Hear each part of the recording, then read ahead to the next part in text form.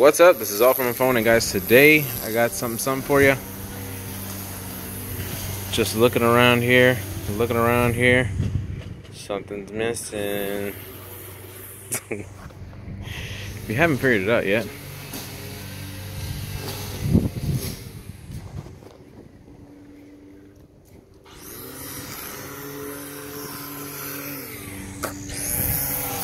Ta-da! Today, guys, I want to show you how I did a relocate kit. So, I got a battery relocation kit, came in the mail, came with a bunch of stuff that I didn't need. Not necessarily that I didn't need, but it's just, it didn't work out.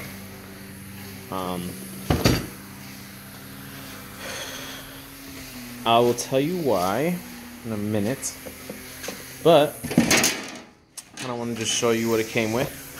It came with this aluminum box and then a lid. It came with its own tie down, as you can see here. It came with some threaded bar there so that you can use it for the tie down, and it came with this vent and all these other nuts and bolts pretty much to get everything put together. So when I went to go put this in here, I ran into a couple of problems. They also give you power cable and a ground cable. The problem is this on the Corolla. When you have the box and everything in here, the box comes too much to the right and it bumps into this here. It bumps into this back here. So guys, this is pretty much the only spot you could put it. If you try putting it back there, you're gonna have issues too. The box is just gonna hit the railing back there, because you know we have those cross member railing right there, like that brace, the cross brace for the rear. So yeah, you could either put it on this side or that side, but I decided to put it on this side because the gas tank is on the left hand side of the car, so better weight distribution if you put it on this side. So yeah, guys, how did I do this? Well, it was very simple, honestly. The kit comes, like I said, it comes with a second here. I'll put this back on here. The kit comes with its own power cable and its own ground cable, as you see there. The power cable is very easy to run. This will literally take you like, I don't know. I haven't covered this power cable yet, guys, but obviously the battery's gonna sit here and the power cable's gonna sit here. You're gonna have to undo the harness to get it to reach back here, but this is what it's gonna look like. The stock OE power cable has a nut already that you can take off, and then as you can see, the bottom part is the actual part that goes on the terminal on the battery. But the way I put it in, you can't see it towards the top like this, you see? So pretty much what you do, guys, is you take that nut off the top, slide this on there, nut it, put the nut back on top of it, and then you got a good connection for your power. Okay, now what I would suggest you do is you route all your wire before you connect anything at all. So you're gonna be running the wire. This is like the very last step that you're gonna do. Okay, so how to run the wire. I ran the wire towards the back of the engine, and you see how the brake cables or the brake lines go back there. There's already a wire that's routed behind there, but I just routed it back there for now. I'm probably gonna put some loom around the red wire just to kind of cover it up, but if you can see, it runs down to the bottom of the car. And what I'm gonna end up doing, guys, is I'm gonna end up siliconing all this wire together. But pretty much, guys, you're gonna find where your front O2 sensor comes into the car. See right there? I don't know, it's like a mess of wire with my my cutout O2 sensors and everything going through there, but it is what it is. I'm gonna have to eventually silicone that, because that will rub against that hole and then cause it to ground out on the body. So what you gotta do is just pass it through there. Once you got it routed through the back of the firewall, guys, it comes up right through here. See? And then guys, just follow this all the way through here, and it routes through here, underneath here, and all these panels, guys, they just pull up. So like if you're wondering how you pull these up, you just yank them out, and then they clip back down once you're done. So you just do all that, and it's gonna route through here. So the wire's through here, guys. I don't want to take it off because it's a pain to kind of get everything situated, but all you need to do is lift up and yank on your seat and it will pop up. Okay, once that pops up, you continue routing it and it'll come up through your seat, underneath your seat, through the back, and come out through there. So then once you have that routed all the way, you're gonna have the wire or the terminal that comes with this kit. I don't like it, so I got another one. And honestly, the one that I got was just kind of like to get me home type of thing. I want to get a kind of stock looking and then crimp it and make this look clean. But I covered this wire because it has exposed wire. That's just the terminal that they give you, so I don't like it.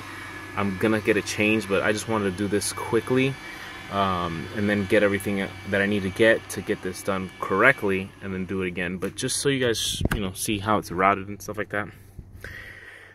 And then it gives you this terminal, obviously the ground terminal. Now, to ground this, I used,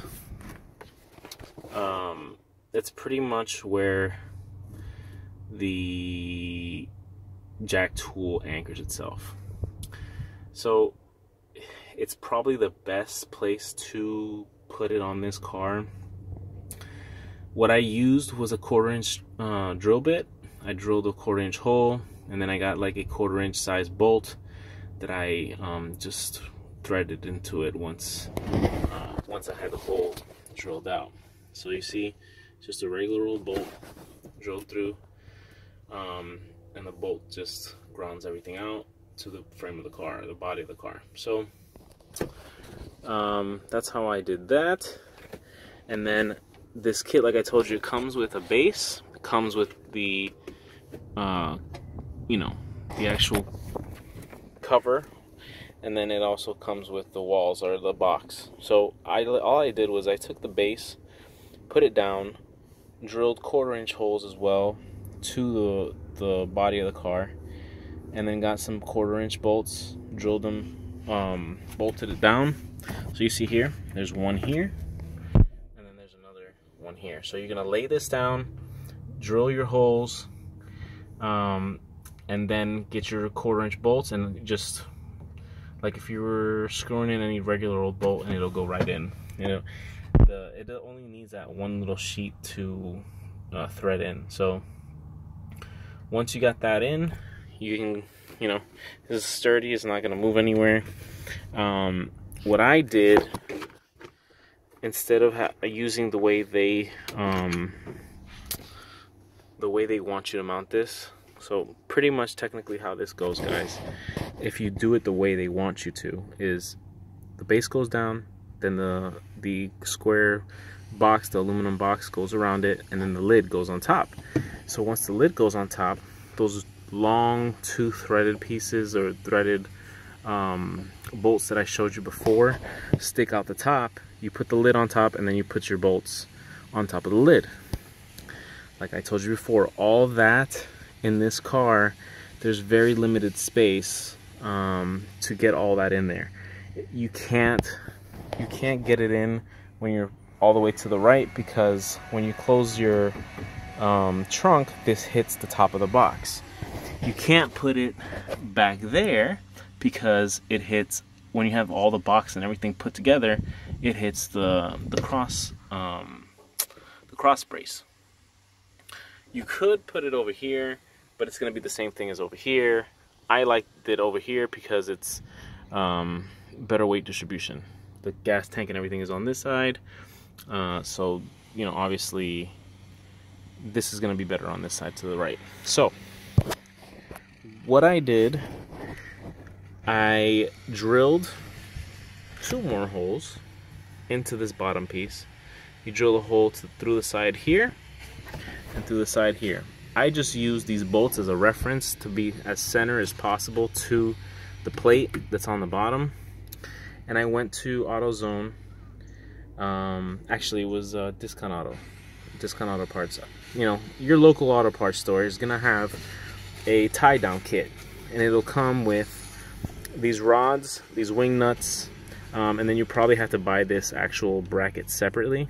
I don't know why they sell it separately, but you know, maybe in your own local parts store they'll have everything together. But you just get that, then you hook the kit or the bars that come with the kit through the holes, and you tie down your battery. And this is very easy. You know, it's just a wing nut. You just, to undo it, you just undo it with the wing nut. It comes off. You can get your battery out, and just to show you, that is in there. So yeah, guys, that is pretty much it. And then if you want it to look clean, what I did was I laid the cover for the spare tire over it, and then I just cut a square pretty much around it and try to save as much as possible so that it looks pretty decent. I mean, obviously it's not perfect. You see there's like bigger chunks missing and stuff. You can be a little more accurate, but I really don't care. It looks clean anyways. From far away, you're not really gonna see much of that. But yeah, guys, that is the battery relocation for this car. It's, like I said, probably take you like about an hour to do the whole thing, if you're pretty good with your hands. If you're not, it'll take you a couple more hours, but like an average of 45 minutes to an hour is what it should take. 2-3 hours max if you're, you know, a beginner, don't really know what you're doing. It's really not that hard, guys. So that's pretty much it, guys. It looks way cleaner now, like the intake, like you can see more of it. I just love how it looks. See from far away too, it's pretty clean looking. And I might have some things coming in that I need some space for. So it's a space saver, better weight distribution, and then this looks better. Aesthetically looking, it looks a lot better. And as you can see, I got a valve cover here. I don't know if I want to talk about that right now, because I'm probably going to do another video about it. But anyways, that is the relocation kit video, guys. I hope you liked that. I hope you like how it looks. If you have any questions about it, hit me up in the comments. I hope you guys like it. Peace out.